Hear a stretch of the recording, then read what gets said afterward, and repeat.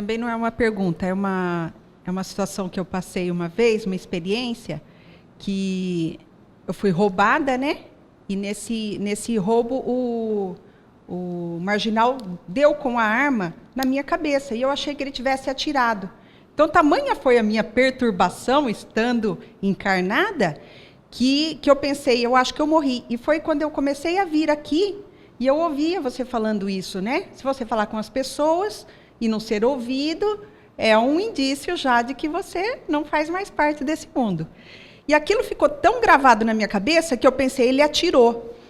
E dali para frente eu não sentia mais nada. Eu desci do carro, né? E estava com a minha mãe, ela abriu o portão, nós duas, que vivenciamos a situação, entramos para dentro de casa, eles levaram o carro, nós fechamos, ela não falou comigo, ninguém da rua que estava na rua conversou com a gente, nós entramos as duas caladas, sentamos no sofá, uma de frente com a outra, e eu olhava para minha mãe começou a chorar, e eu falei, nossa, o que eu faço agora? Eu pensando, o que eu faço agora que eu morri, como que eu vou falar com ela?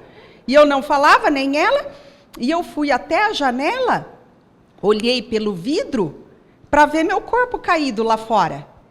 E eu estava convicta que eu estava desencarnada.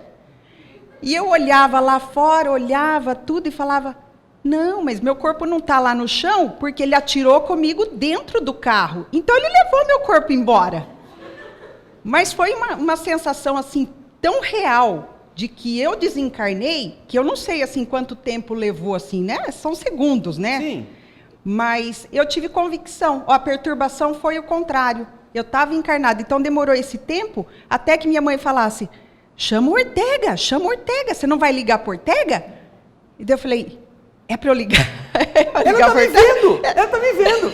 Será que ela morreu também? Mas foi mais ou menos isso, e daí que eu me dei conta que eu estava ali encarnada ainda. Então, tá vendo? E olha, essa é uma experiência interessantíssima, porque vocês veem, o que poderia ter sido resolvido rapidamente, ela poderia ter pensado, mas quem é que fechou o portão eletrônico? Fantasma fecha portão eletrônico? Fantasma fecha portão?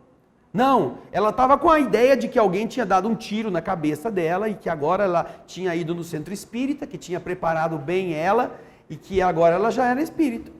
Que agora então tinha tudo se finado. Agora, como vai ser? Uma entrou muda, a outra entrou calada, ninguém falou com a outra, ninguém teve uma deixa para perceber que não estavam mais fazendo parte do mundo dos vivos. Só que quando a gente desencarna, não é desse jeito.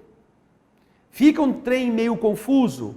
Você passa por um período de apagão, você fica assim num estado como alguns relatam depois, um processo de perceber a sua vida passando rapidamente de trás para frente até você chegar na condição de infantil. Você tem uma situação muito difícil de confundi-la, quando você não está num caso de uma guerra, né? Então, não é bem dessa forma tão lúcida e calminha que a gente, como encarnado, se identifica. Mas você teve uma noção que acontece com muitos, como aconteceu no filme Ghost, no rapaz que foi baleado e saiu correndo atrás do ladrão e descobre que estava com o corpo lá no chão e que, portanto, o que saiu correndo foi o seu espírito, com o perispírito dele, enquanto o corpo estava esvaindo-se, a morte ali no chão da rua.